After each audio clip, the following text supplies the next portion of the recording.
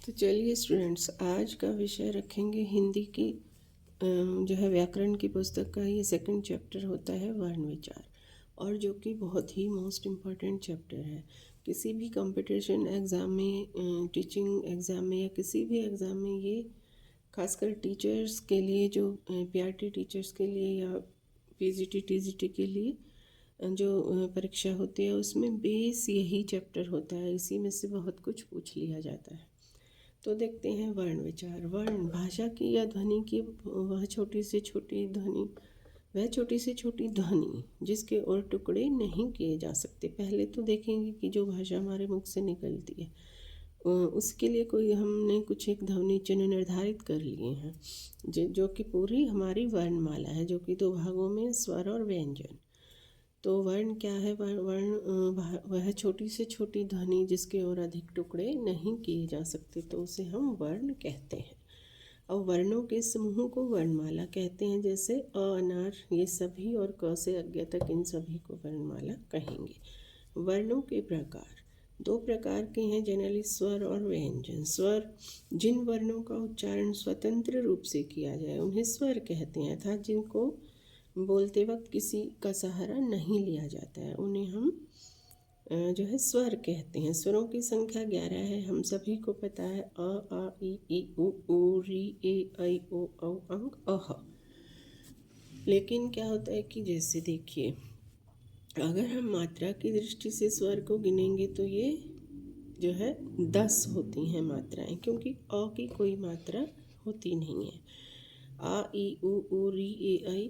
अच्छा, इसमें री को भी हम लोग काउंट कर लेते हैं कि इसमें संस्कृत का जैसे अक्षर है, ये कई बार ऐसा हम देखते हैं। लेकिन बड़ा री भी होता है जो कि मूल रूप से संस्कृत का होता है, लेकिन फिर भी इसको तत्सम शब्द वो जिनको हम जो कहते हैं संस्कृत से हिंदी में यूज़ कर लेते हैं।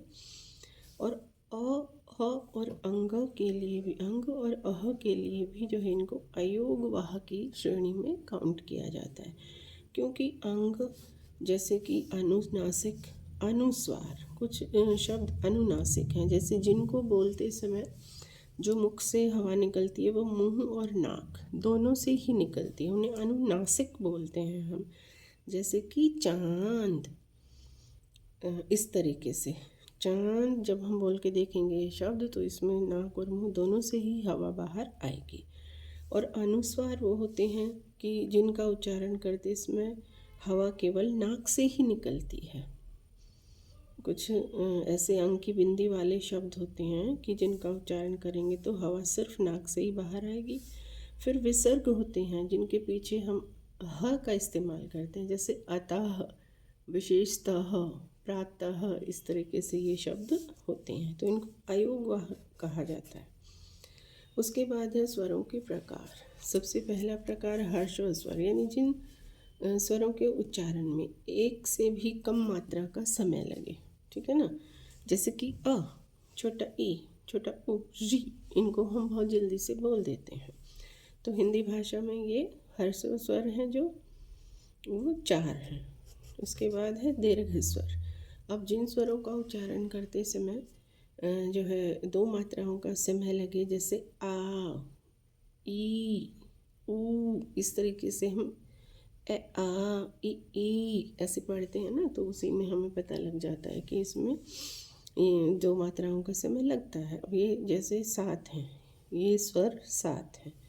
प्लुत स्वर वो स्वर होते हैं जैसे कि ओम, जिनको बोलने में 2 मात्रा से भी ज़्यादा का टाइम लगता है, जैसे कि ओम, ऐसे लंबा खींचते हैं हम इसको, तो जैसे हम स्टडी करते हैं तो हमें पता चलता है। इसके जैसे ये ओम है, इस तरीके से। अब मात्राएं 10 हैं, क्योंकि अ की कोई मात्रा नहीं काउंट करते हैं हम। फिर हम देखते हैं व्यंजन में। इसमें हमने देखा कि स्वर 13 हैं, लेकिन गिनेंगे तो स्वर जो है 11 हैं, मात्राएं 10 हैं। री को संस्कृत का शब्द माना गया है और अंग और अह को योगवाह माना गया है। अब आगे चलते हैं तो देखते हैं व्यंजन। स्वर और व्यंजन, वर्ण का ये दूसरा पार्ट है व्यंजन। अब देखिए क, ख, ग, घ, ढ, क वर्ग की श्रेणी में ये आते हैं। च, छ, ज, झ, य, च वर्ग, ट ठ ड ढ ण ट वर्ग, त थ द ध न त वर्ग, और प फ ब भ म प वर्ग। अब हम इनको क्वर्ग चर्ग ट्वर्ग ऐसे भी बोल सकते हैं। और देखिए क से लेके और म तक ये 5 लाइनें और इनमें 25 शब्द हो जाते हैं। तो ये 25 शब्द जो है ये व्यंजन हो जाते हैं। तो ये व्यंजन क्या कहलाते हैं? स्पर्श व्यंजन। क्योंकि इन व्यंजनों का उच्चारण करते समय जो प्राणवायु है, हमारे मुख की जो हवा है, वो कहीं ना कहीं अवश्य ही स्पर्श करती है, टकराती है। तो इसलिए इन्हें हम स्पर्श व्यंजन कहते हैं। अब जैसे क ख ग घ अड़, अब इनके उच्चारण स्थान भी होते हैं। जैसे क ख ग घ अड़, जब हम ये उच्चारण करते हैं तो हवा सीधे हमारे गले से बाहर आती है, तो इसलिए हम इनको कंठ्य भी कहते हैं, कंठस्थ व्यंजन। अब च छ ज झ य 5 प्रकार के ये होते हैं। जैसे कंठ है, तालु, मूर्धा, च छ ज झ, ये तालव्य हैं। जब हम इनको पढ़ेंगे तो हवा जो है अंदर से ही सीधे बाहर आती है। जैसे तालु को टच करते हुए च छ ऐसे। फिर ट ठ ड ढ अण, ये मूर्धन्य है। इनको कहेंगे हम, ये मूर्धा को टच करते हुए आते हैं तो ये मूर्धन्य हैं।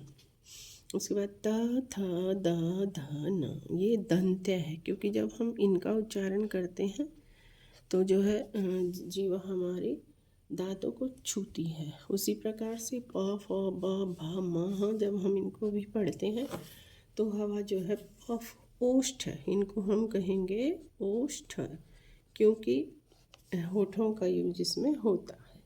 अब अंतस्थ व्यंजन जो य र ल व, हवा सीधी अंदर से ही बाहर आती है। इनको पढ़ेंगे, उच्चारण करेंगे तो इनको अंतस्थ व्यंजन कहेंगे। और उसके बाद है श श श है। जब हम इन चारों का उच्चारण करते हैं तो हमारे मुंह से गर्म हवा बाहर आती है। गर्म मीन्स ऊष्म व्यंजन, इसके लिए हम इसको ऊष्म व्यंजन कहेंगे। ये 4 ऊष्म व्यंजन है। वैसे देखा जाए तो ये 3, इनको संयुक्त व्यंजन कहते हैं। देखा जाए तो चारों ही संयुक्त व्यंजन है, लेकिन प्रतियोगिता परीक्षाओं में पूछा जाता है, इन चारों को देख के पूछ लिया जाए कि इनमें से मिश्र व्यंजन कौन सा है, तो श्र जो है वो मिश्र व्यंजन की श्रेणी में आता है। ठीक है।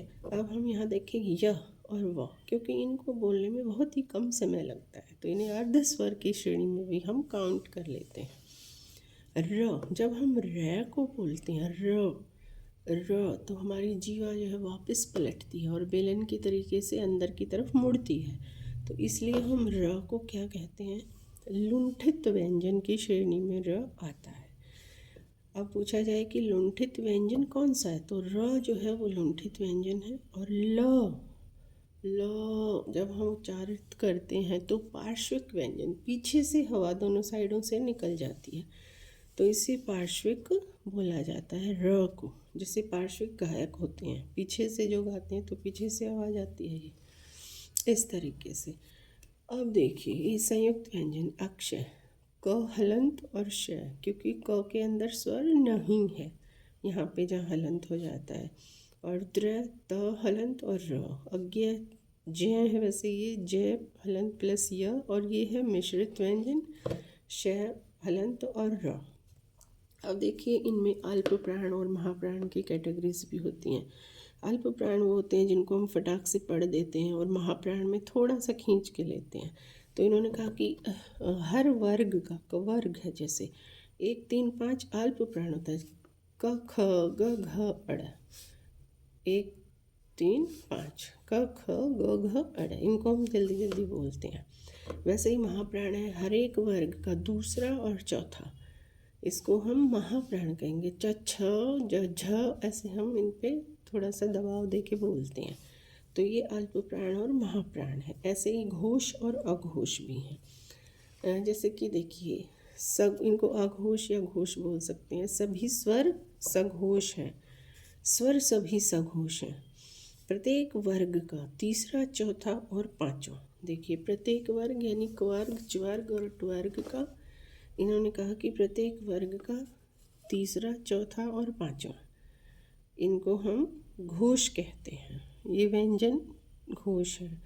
प्रत्येक वर्ग का तीसरा, चौथा, पांचवा, ये घोष व्यंजन है, यानी अघोष है। फिर उसके बाद है सघोष।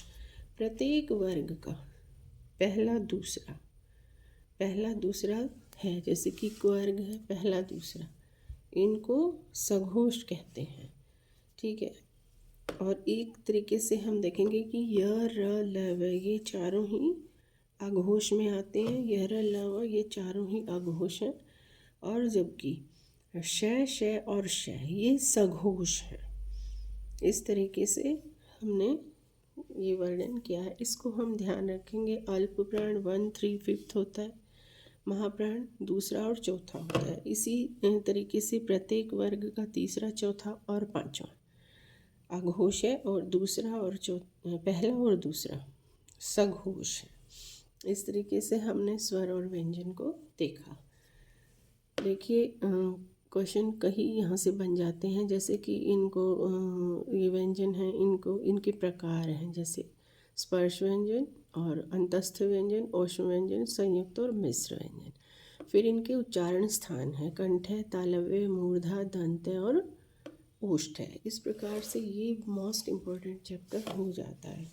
और अगर आपको थोड़ा सा भी मददगार लगे तो इसको लाइक शेयर करें, आगे बढ़ाएं। और जो है हर कंपटीशन एग्ज़ाम के लिए हिंदी सब्जेक्ट के लिए ये बेस होता है। धन्यवाद।